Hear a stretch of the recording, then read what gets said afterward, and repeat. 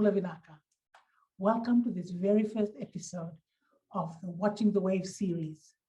Watching the Waves is sponsored by Pacific Theological College and the Institute of Mission and Research. If you're joining us from a region, please let us know where you're joining us from. Welcome to you. I'm your host, Mareta Tovata. So what is Watching the Waves? Watching the Waves is a platform. It's a platform for us to share. It's a platform for us to share our lived experiences, our concerns, the pathways that we look for to move forward, issues relating to poverty, to hardships, to vulnerabilities, to find solutions that are realistic and practical. You may ask, why is it called Watching the Waves? As Pacific peoples, this is what we do daily. We watch the ocean, we watch the tides, we watch the currents, so we watch the waves to decide what we're going to do. Are we going to travel? Are we going to go out to the sea? So watching the wave is a fitting analogy for this series, because we're not just watching tides anymore, but the waves that engulf us. So welcome to this very first episode. There are 4 segments in each episode. And at the end of every segment, we welcome your comments to share experiences and your thoughts and the current practices. Just a bit of housekeeping. Please mute all your microphones. And when you want to ask your question, when it's that time, when you need the talanoa, please unmute your microphone and you can ask your question. We have great pleasure in welcoming today our very first guest. Our very first guest will also launch this Watching the Wave series, is the principal of the Pacific Theological College, Reverend Professor Dr. Upolu Luma Va'ai. He's a teacher. He was a teacher for many years. Before he came to PTC, he taught theology at Pula College in Samoa, also at Brisbane College in Australia.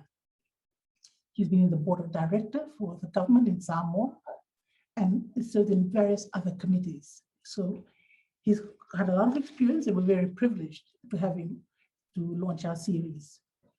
He's the Pacific Ambassador for the UN Office for Drugs and Crimes. He's also the Pacific Coordinator for the G20 interface. He has a Bachelor of Divinity from the Pula College, Samoa, a Masters of Theology from Brisbane, and a PhD from Griffith University, Samoa. He has had many publications and he's currently working on the Pacific Wisdom, Indigenous Relational Philosophies of Life. For all who are speaking today, and also please, Reverend Professor Dr. Upolu, when I show my yellow paper, it means you have 1 more minute to speak. So without further ado, we welcome our first guest. So now we welcome the principal of PTC, Reverend Professor Dr. Upolu Va'ai, our first guest speaker who will also launch Watching the Waves, Reverend Malosoifua Ilawa Fioma. Welcome. Malosoifua Mareta, thank you for your kind words of welcome, and also greetings to all our participants and everyone who is listening today. Thank you indeed for this privilege and great invitation to speak to you today. And thank you to the organizers for such an invitation and organizing this very, very important series of talks and sessions and talanoa. Thank you for giving me the opportunity to officially launch this platform for talanoa, which is a huge privilege for me. Today, I'll be, if possible, I'll be sharing my screen with you. Hopefully, it's somewhere here. Right. Yeah, we got that. Thank you. Right. So today, the organizers asked me to speak on ecology and mental health, and perhaps I added God's specific household into the topic of today as a sort of the framework for speaking about ecology and mental health.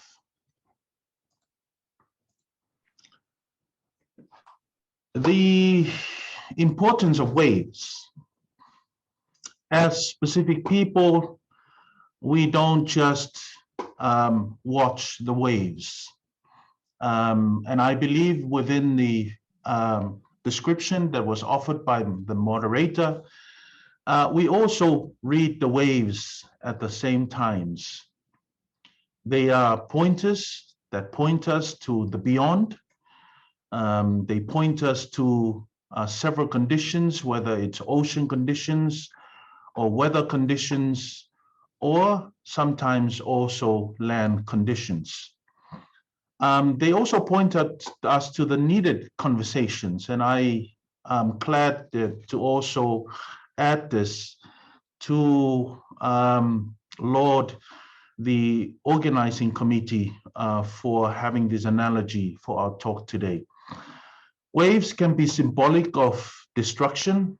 Of course, they kill, they destroy, they overwhelm, and they even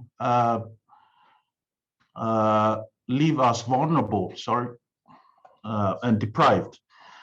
But also they are symbolic of fluidity and freedom, creativity and newness, as well as change. And I'll try to cover both aspects or both dimensions, which are important on how to look at mental health and ecology. The philosophy behind my talk is relationality of life. That is the ground, the underpinning philosophy that grounds my talanoa for today. Relationality is the primordial consciousness rooted in the heart of God. In the beginning was relationship. Everything in life exists as relationship and in relationship. We come into being through relationships, and it is through us that relationships continue. Therefore, I would add that solutions to life must also be dealt with relationally. Quantum science and theology have finally agreed, because of the interconnectedness, the co-constitutive and the coherence of life, when one aspect of life is affected, all are affected. This is because we exist in relationships, and when one side of relationship is affected, all of us are affected. So, what is holistic well-being? Well, to put it very briefly, there is no physical well-being without spiritual well-being, no economic well-being without ecological well-being, and no personal well-being without community well-being. Well-being, if I want to define it briefly here, is wrestling to weave together unity and distinction, communality and individuality, connection and difference, one and the many, light and darkness, ecology and economy, life and death, male and female, God and the world, private and public, and the list goes on.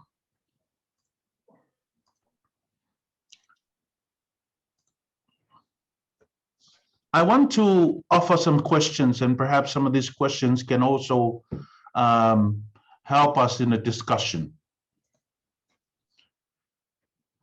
First question, what would be a household ecological model of well-being?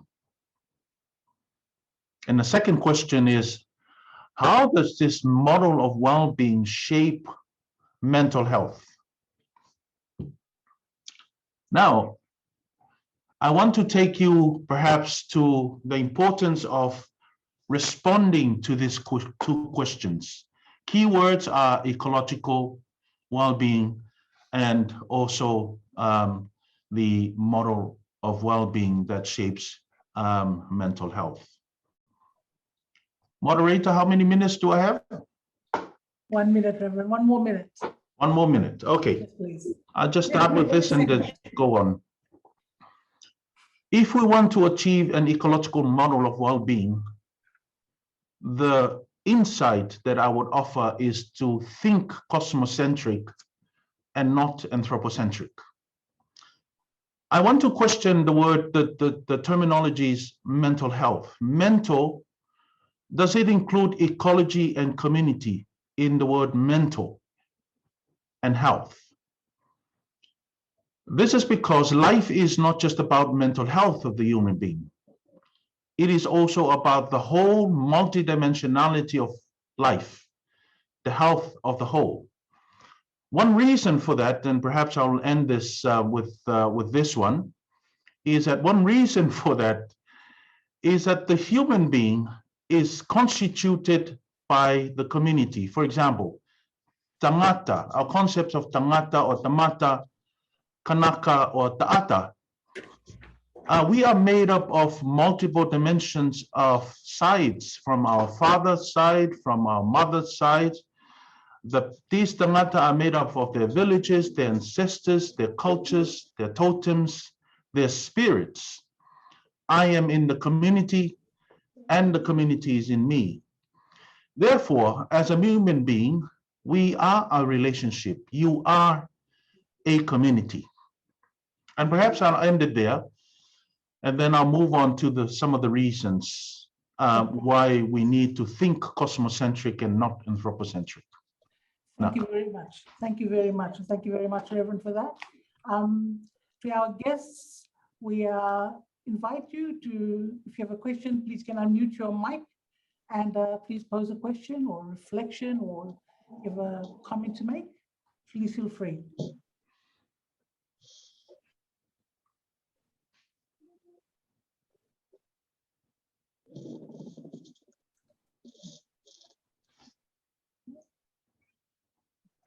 The principal, the Reverend, covered a lot of material there, talking about our household well-being, talking about how we're all related and how we're connected. So there's a lot of food for thought there. Maybe you want to share something from your background, from your communities.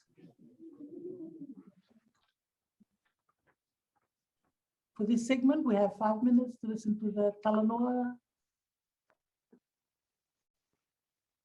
Yeah, coordinator, this is so was an Impola. Welcome, welcome, welcome, Vakatawa. I appreciate the introduction by the principal, Naka Reverend. As you mentioned, Cosmo and Anthro, perhaps I think I'm alluding to first here. You will probably refer to the setup, the village setup currently, and then focusing on to the drifts now into the urban areas within the Pacific spectrum.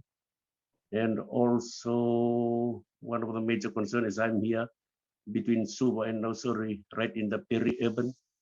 Perhaps that will be the area also we'll be looking into in terms of referring to Cosmo and Anthro. Thank you, Vinak. Would you like to take it up? Are you happy to take that question?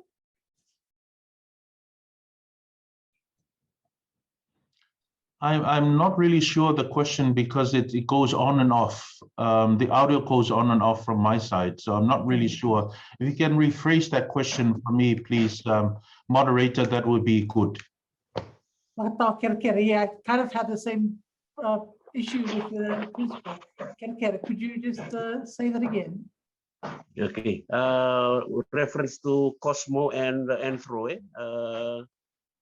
that will probably be looking at the current setup within the village system, now, and also probably looking at the issue now we are faced within the urban areas. For example, I'm here in the peri-urban, in between Nosori and Suva, right in that area that we deal. That is the area I'm referring to in terms when you look at Cosmo and Anthropocentric.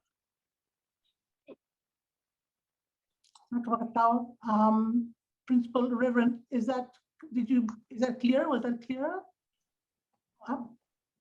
Sorry, I'm still not sure of what the question is. Perhaps I can go on with the presentation, and then I'll answer some aspects of that question if possible. Thank you.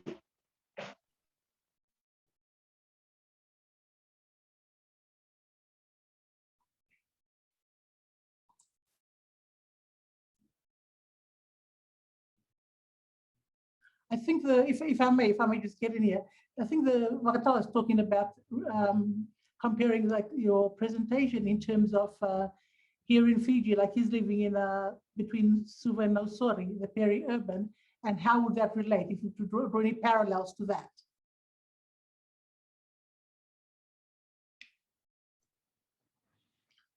Right. Cosmological and anthropological are more than geographical spaces. These are also relating to concepts that we use every day in our thinking. So it's more than geographical spaces. If you go back to the village, you can find both the cosmological and anthropological as well. You come to the urban areas, you also find both the cosmological and anthropological as well. Even though these areas or these geographical spaces have different emphasis and different philosophies, very diverse. That's perhaps my intervention is that it's not just the geographical side of things, it's also the conceptual and philosophical side of things that happens or appears in the thinking that goes on in our everyday life, whether it's development or whether it's policies or whether it's theology. The cosmological and the anthropological woven into the thinking, and I'll speak more into that in my presentation. Naka. Thank you, Naka. Thank you very much. Maybe at that point, it's good for us to invite you, Reverend, to please continue with your presentation so we can continue into the second segment. Thank you very much, Naka.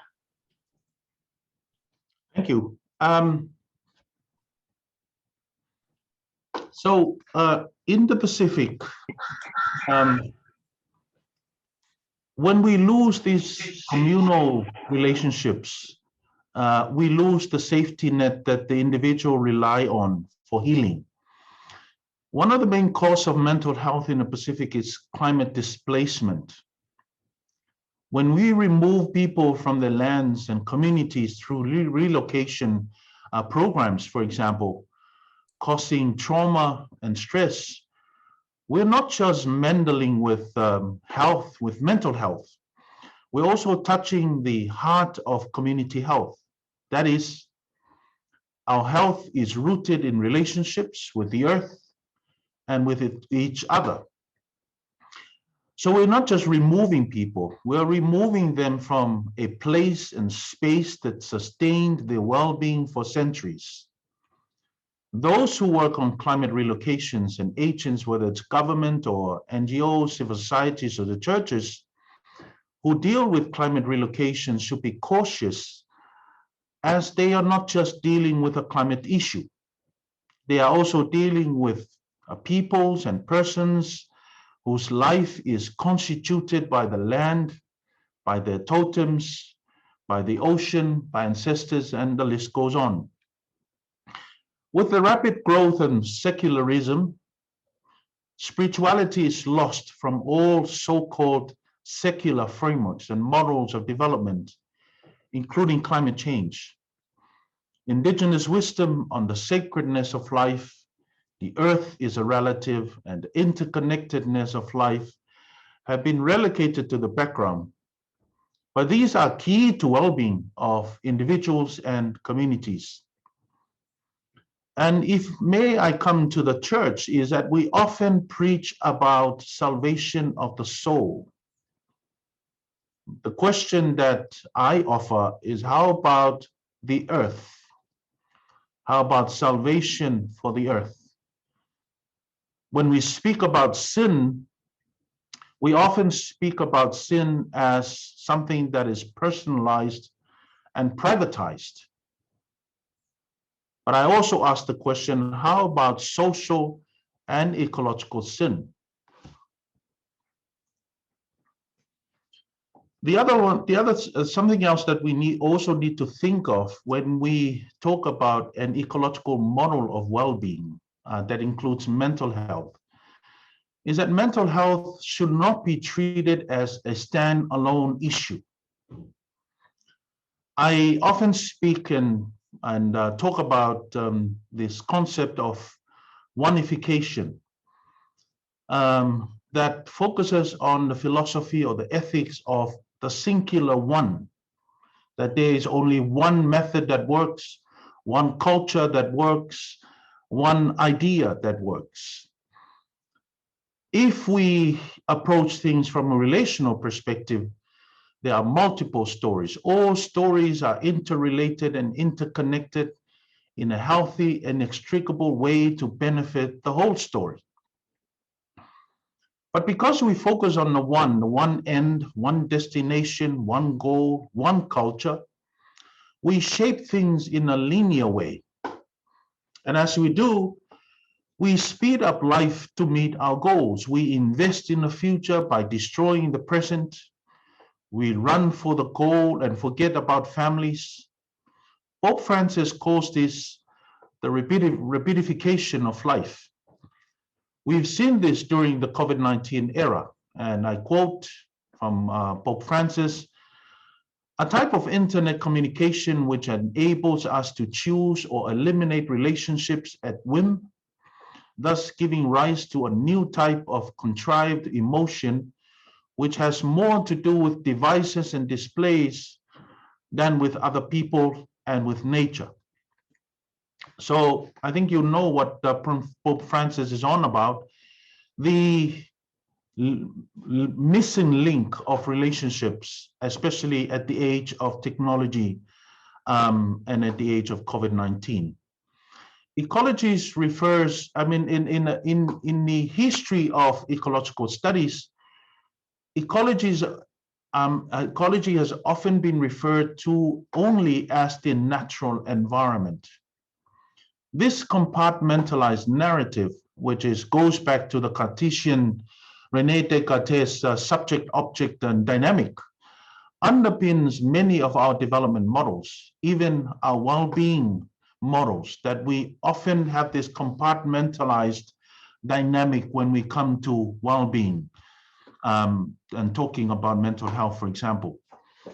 The transversal view from a Pacific perspective, in the Pacific, because of its fluid nature, ecology, for example, is a transversal, woven and touching on every single strand of life, from gender to race to mental health to education to economy.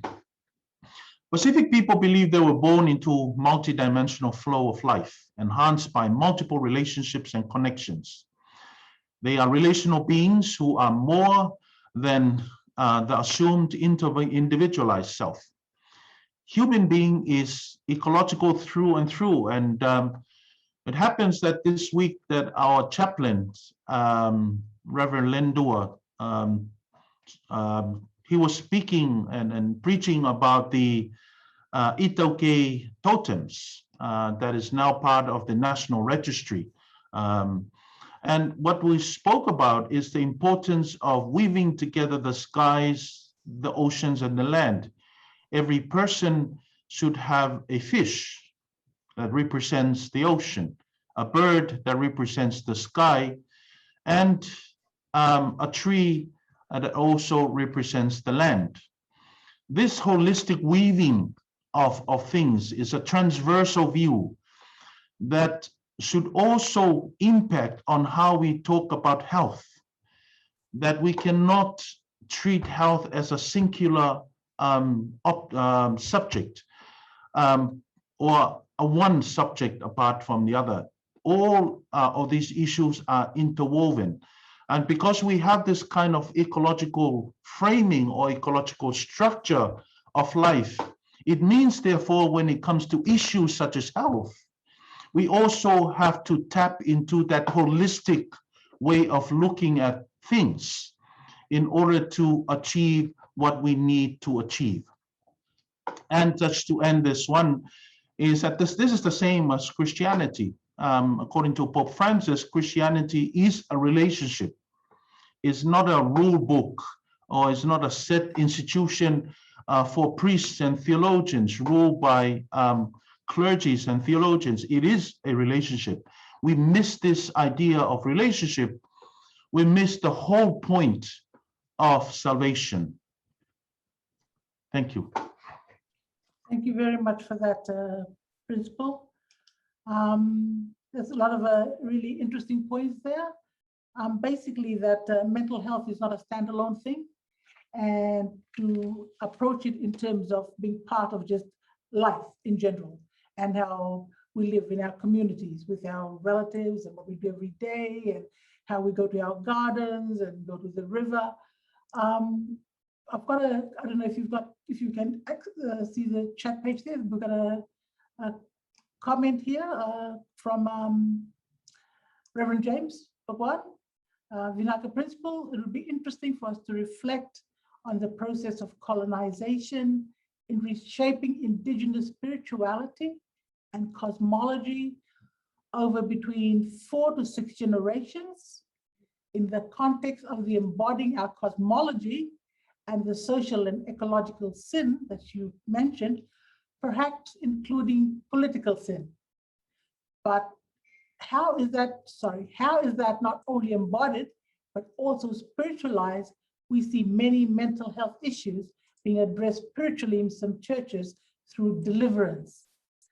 Whatever we think of that, it is interesting to see how we are still connecting mental, social, and ecological health to spirituality and cosmology, even if presented in a Christian context of possession and dispossession. Vinaka and Malo, for your deep theological insight. Do you have a comment, or should we maybe go on while you ponder that one?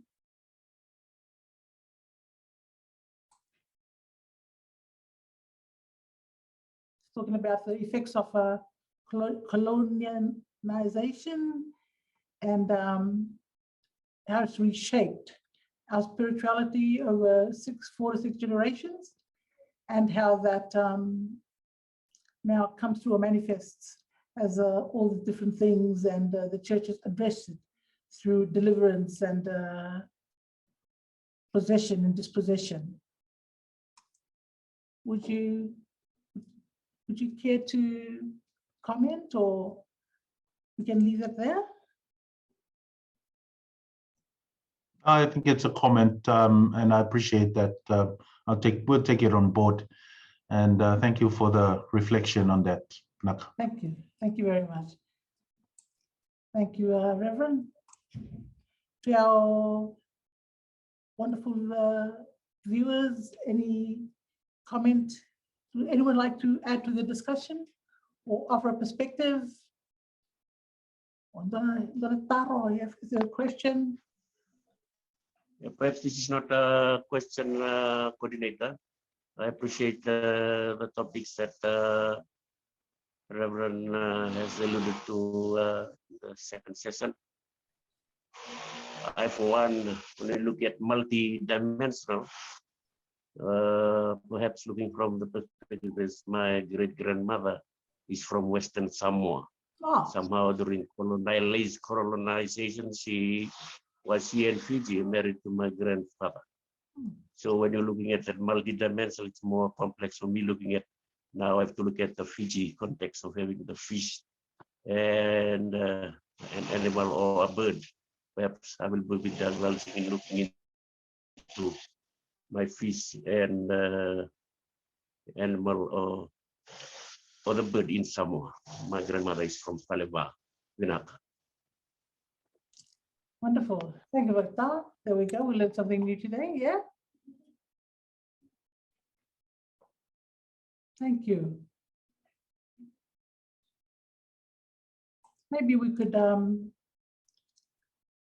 if you're ready, Reverend, we could proceed to the third segment. We're doing really well. We're now at the third segment. If you're happy, we could proceed to that. Naka.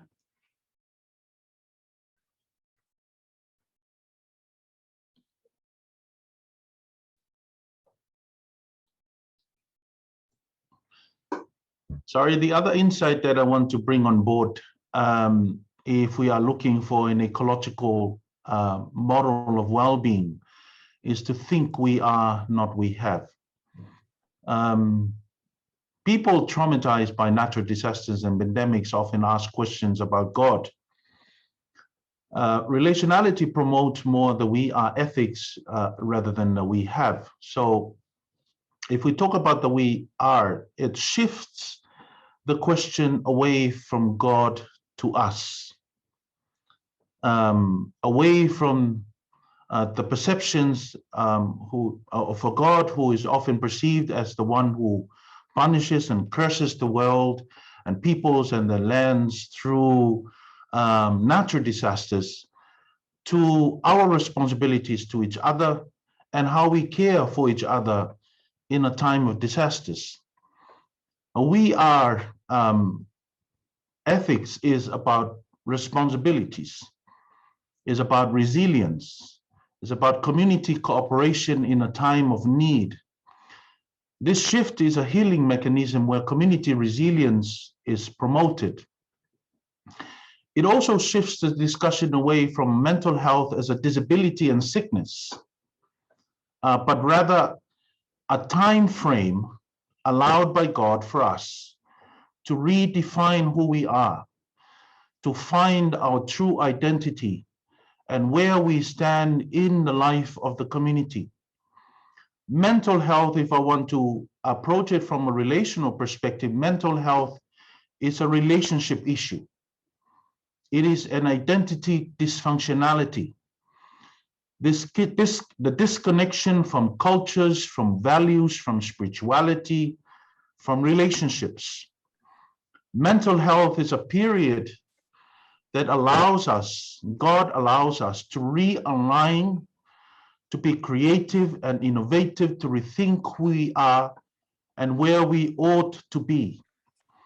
And the role of the community to assist is to assist the individual to find that new self, that new identity in the community. And if you read a lot of parables and a lot of healings in the Bible, especially Jesus' parables and Jesus' healings, most of those healings will always end up with sending the person back to the community, back to relationships. And this is very critical when we come to mental health, because it's not just while the mainstream narrative promotes mental health as a disability or sickness, we have to look at it from another perspective, especially the loss of relationship and the loss of connections or disconnections. I give this insight because recently I had a struggle, our family had a struggle with one of my children who was struggling with mental health. And because of that, we always sit down and talk about his health in relation to relationships rather than looking at it as a disability or as a sickness.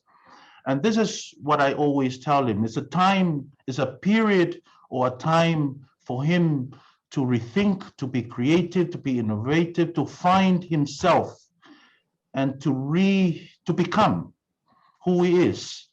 So it's a matter of that period of redefining our being and our becoming within that period. And the role of community, the role of the church, and the role of families is to really assist in that refinding of the identity or refinding of relationships. We have is a foreign concept. It is part of the neoliberal philosophy of growth. Pacific people grew up taught that we are just extensions of the ocean. Hence, we are the ocean rather than we have the ocean. In other words, ownership is a foreign concept. Ownership language treats the land and ocean as natural resources, a capital, a private property. It sees land as empty, waiting to be filled by our choosing.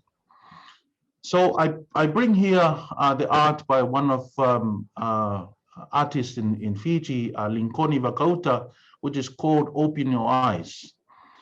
When we talk about mental health, when we talk about issues in relation to climate change or trauma, we have to open our eyes to be more broader, to be more multidimensional, and also perhaps to look at the land and the ocean that they own us rather than the other way around. Both are seen as ancestors, as progenies of the humans. We are encourages the idea of enoughness, human security, but also food security. Human security, food security, or cultural security are central concepts to well-being, including mental health. How am I doing with time? Got another minute, one more minute to 2 more minutes in total. 1 minute to the, yeah. Thank you. So now I go to the other request of the facilitators or the organizers to talk about the vision of PTC. We are moving into transitioning PTC to a university. And it's important in this university that we bring in this relationality, this ecological aspect, this household vision into the university. And currently we have named the University of Pacifica Communities, mainly centralizing the role of communities in education. Perhaps a new wave, perhaps an old wave that had been transformed into a new wave, but we're looking at a vision of a whole of life vision. And I've been talking about this throughout the presentation, that if we approach issues and develop solutions, we have to see those issues and solutions from a whole of life vision or from a whole of life perspective. So the university is underpinned, the vision is underpinned by the Pacific Household of God, which was approved by the Pacific Church leaders of the Pacific Conference of Churches. And it's now the new story of the Pacific churches. This whole of life vision of transitioning PTC to university is firmly established on this Pacific Household of God vision of the Pacific churches.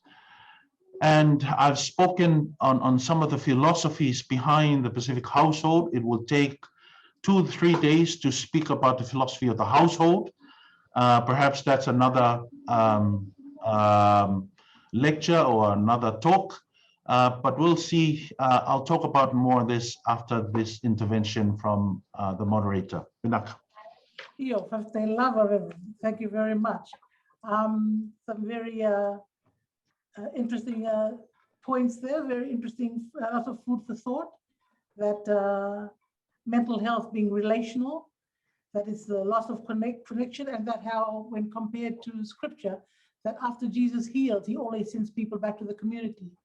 And thank you for sharing something that is personal, that one of your children, and actually using what you're talking about there to just build up community around him, and he'll find his way. We have a comment here from Pakatao Joe. He says that when looking at a society and community that had relied very much on being spoon-fed, that also can be referred to as mental health. And so I suppose we're in that time where the being self-reliant and the resilience that you talked about, and with all the help that people receive, that sometimes can be a crutch. And that's what Wakatai is talking about, that it becomes, could be a case for mental health. Welcoming you. Any other thoughts on that, or any more discussion to add on to that?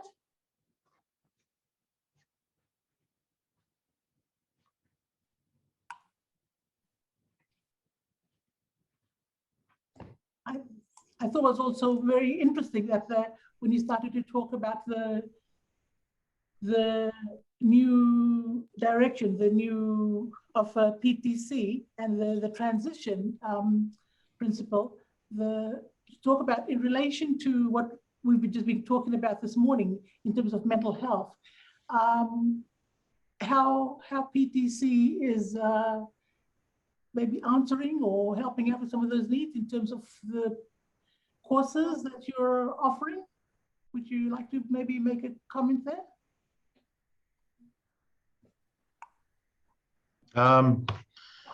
We are working on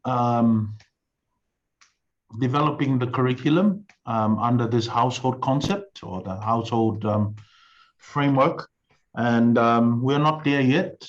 We are incorporating this whole of life vision into the curriculum at the moment, working on those workshops and seminars on the curriculum.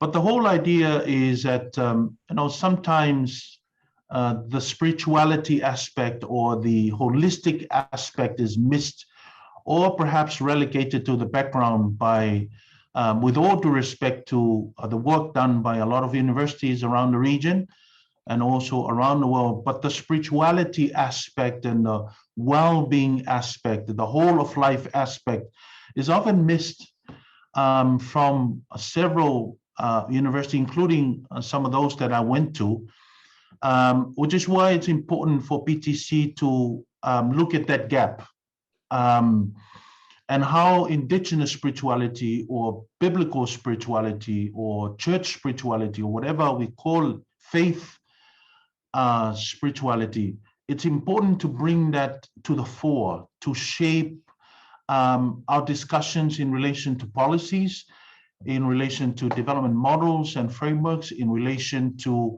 health and well-being. It's important to have that discussion, and that's perhaps why we are moving to centralizing the idea of community in this future university, because more and more we as academics tend to do things from our air-conditioned office and our classrooms. We centralize the learning in the classrooms or in the institutions without the involvement of communities, which is why it's very important that in this new vision, we need to bring in the expertise of the communities, the resilience and the wisdom and the knowledge of the communities. That means, therefore, that the expert of mental health or the expert of wisdom or knowledge or ecology is no longer the professor that sits in the classroom. The expert is the community. So we're shifting that narrative and how we bring in the communities, whether it's grassroots communities or whether it's civil society communities or whether it's faith communities, whatever communities we are talking about here, the importance of bringing communities together to inform our development models, but also developing a community-based model of education where community is very much involved, not only in the delivery of the curriculum, but also the assessment of the curriculum and looking at how this can be continued. So there is a partnership of institutions and communities around the region. Because if we are speaking about a whole of life vision without involving the community, then I think we're not going to meet our goals unless we involve several different kinds of communities that shape our lives every day. We are Christians, we are also village people, we are also somehow involved in faith-based communities, we are also somehow involved in civil society communities. All these different communities shape our lives every day. And it's a matter of multidimensional undertaking, embracing the multidimensionality of communities in life. Nak. Of Tailava. We're making Thank you, all the host. talking. I'm so sorry. Shortly, we will Host. go into our fourth and final segment where we were doing so well. Maybe just on in terms of what the PTC is doing, I could, if I could share my own little story here, that we really enjoy what PTC is doing in terms of bringing in the spirituality aspect and the realities, being a student of one of your new things, answering to the needs of the community, the counseling course. And I'm just done only one segment. It's a 3-part course, but we just done, and we're very happy to be in that space and that PTC is there. Basically with IMR, but PTC is there with us. So thank you very much. Now we welcome. Host, can I ask a question, please? Please, hold on, Robert. Yeah, sure. Ask a question. Yeah, thank you, Professor Upolu. Very interesting presentation you've had. My just 2 comments. One on fluidity. Most of the Pacific frameworks we are advancing, are somehow fluid. They are fluid in nature, and there is a critique on this fluidity kind of nature of the frameworks we are advancing. And one of them is, in the event one become dominant in the process, what do we need to do? Or is there anything we can do to prevent these tendencies or these limitations or these weakness? How can we prevent such from, take for instance, in some of our Pacific communities, the church has become too dominant. Like from the island that I come from, as a priest, I'm treated as a, given more respect and all these things. And some of the priests have taken advantage of this, and this is an example of in which one institution has become dominant and has, abused this. So while we embrace fluidity, I think it is also important that we need to be sensitive to these tendencies. Or what should we do? Should we approach it from, with balance and sensitivity? Secondly, just a few weeks ago, my second point is, just a few weeks ago, we had discussions with presentations with the students from Hawaii University, and much of the Pacific students, we were advancing and discussing things around Pacific methodologies and frameworks. And one of the things that stood out for us is the use of the terms space and places. Spaces and places. We are still discussing, should we use spaces or places, especially when we are talking about decolonization. We know that from us in the Pacific, we have no spaces. We have only places. These are the things that are emerging. Can you say something on that, Professor Upolu? Thank you. Naka. Thank you. Thank you, Robert, for the questions and interventions, and good to see you on this platform. In relation to fluidity and the critique of fluidity, I think you're definitely right in relation to that. There's always a power dynamics that is involved in the fluidity. If that is the case, then I wouldn't call it fluidity. A fluid relationship. That's what we're meaning from a fluid kind of relationship that interacts with each other, that informs and empowers each other.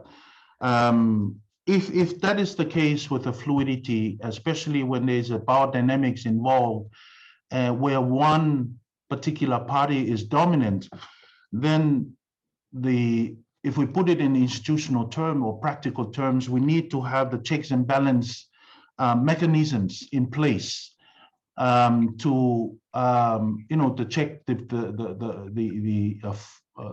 power dynamics, or else that fluidity will end up empowering one at the expense of the other.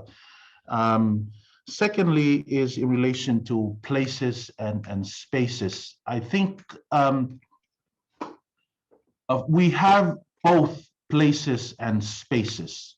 Places in terms of lands, in terms of geographical areas, we have places, but we also have spaces. When we talk about the Va, for example, it's a space of relationship. And that's why it's very important that when we talk about places and spaces, the one cannot be understood without the other. Sometimes when people talk to us, and that's why it's misunderstanding when it comes to development narrative, because they always look at places as empty spaces. But they are not empty spaces. They are not just spaces.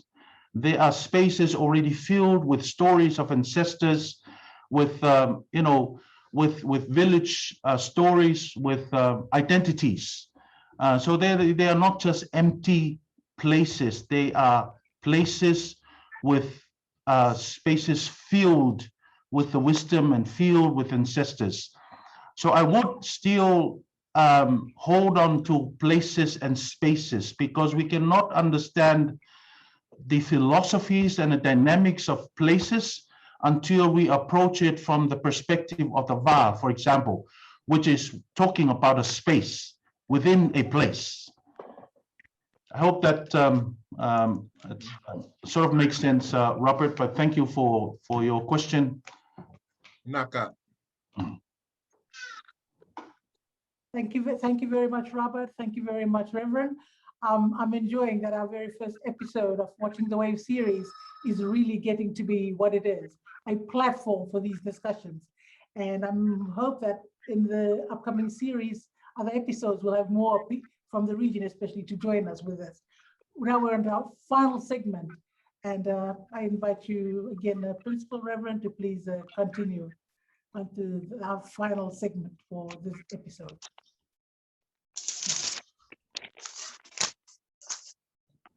Yeah, thank you, moderator. I thought the time is finished, but thank you for the opportunity again.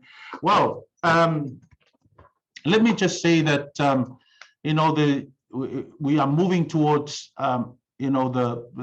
this new vision, and I want to quote here Tevita Havea, if possible. He said that the ultimate purpose of this task, when we talk about this task, we're talking about the household, specific household of God, moving and realigning things to the household of God. So the ultimate purpose of this task is to renew our people's confidence and capacity to choose, act, and take responsibility to give to the next generation a region and society that are much better than the ones we have now. Perhaps that's the vision. I'm not sure in the future whether we would achieve this kind of much better society in the future, better than what we have right now. But I believe that and of course the Council of the Pacific Theological College and those involved in creating this vision believe that education is the key to gifting the next generation with a better society and a better life. Perhaps I'll just cover some of those objectives of the university. Just to quickly go on these objectives, one is to establish as its core mission the delivery and promotion of Pacific Church's vision of the Pacific household of God.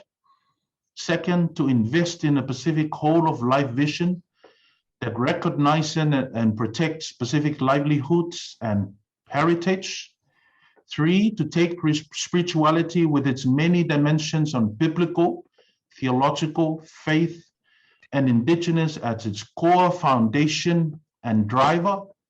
Of course, this is missed from other secular universities.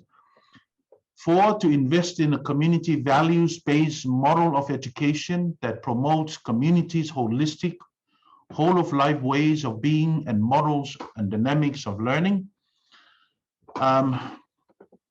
Five, to invest in a unique Pacific identity that enhances ecumenism, regionalism, and regional stability, since this is a regional university. Six is to assist the region to re-examine the ideological and philosophical foundations of development to promote ecological well-being and responsibility and whole-of-life mission of the Pacific churches. Perhaps another very important aspect is the establishment and promotion of Pacificness to be central to the life, the institution, the academic and delivery structures of the university. This goes because most of the regional institutions or other universities in a region, they treat Pacific studies as only a marginal part of the university, only a center or only an institute of the university. Part of this university is really to mainstream Pacificness that touches every aspect of the university, not only just the curriculum, but also the institution and the delivery as well. The other aspect, the other objective is to establish quality ground-up research models that are community-based and community-informed. This is very important. I spoke about that. The other one is to assist in constructing community-resilient development models and frameworks that promote sustainable stewardship and custodianship to inform regional policy making and development agencies. I think we are moving towards bringing the community resilient ways of knowing and being, and how can we transform and translate those resilient development models that exist in communities to inform the established institutionalized models that we have at the moment. And then lastly, to produce a quality, unique type of leadership. At the moment, of course, there's a need to develop a justice-oriented mission, kind of leadership of the church, and that's good to have that intervention.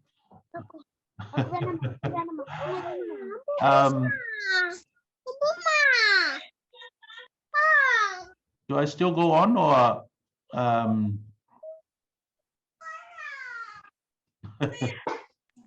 we have 1 minute.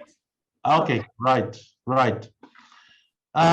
Yeah, and perhaps the last one, which is perhaps very important, is for this platform that we are trying to create, to have the Pacific churches and faith-based organizations and governments and civil societies to work together in partnership for the sake of regional stability. Right now, there is a sort of contention and competition between churches and faith-based organizations and governments in terms of development models, development frameworks, and mission. For example, the whole idea is that how can the Pacific churches work together with PIFs, for example, Pacific Island Forum, and SPC, for example, civil societies, for example, and other. So it's not just about churches, but also about theological institutions or education institutions to work together so that we do not work in silos, because that's not really relational, but have that sort of interconnected, fluid kind of relationship in relation to our goal. So thank you, moderator. I think that's it from me. The whole point that we're trying to bring out is the point of relationality of life. And when we come to solutions, not only issues, looking at the issues from a relational perspective, but more in particular to look at solutions from a relational perspective, and how can we use the relational framework or the relational lens to reconstruct and deconstruct issues and development models, so that we can come up with models that are healthy and resilient for our community. Thank you very much. Thank you so much for that. It definitely has been a very interesting discussion. We're very excited that the Watching the Waves platform has been launched. Judging by how the discussions that are coming and the excitement, thank you very much, Principal, for taking the time for that preparation and for the very enthusiastic discussion. Thank you to all who've joined us on this platform. We'd like to wish PTC very well for the journey to the university, and we'll continue this next month, Watching the Wave series. There's a lot of questions asking if we could have the presentation, and PTC Media have put up that it'll be on the counseling page, and so you'll be able to go there to find that. Our next Watching the Wave series, I hope you'll join me here at 11 o'clock on the 19th of May. We will be talking to the director of the PTC's Institute of Mission and Research, Mr. Aisake Casimira. Thank you very much. Stay safe. God bless you.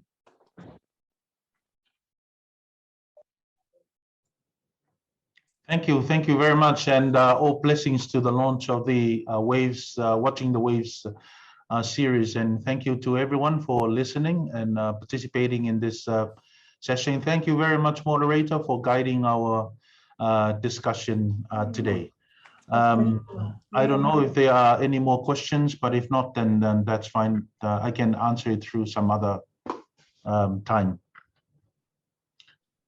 We wish you Naka Derek and Naka Robert, and also Joe. Us, Robert, yes. Thank you. We'll see you all next month. God bless. Naka. Thank you.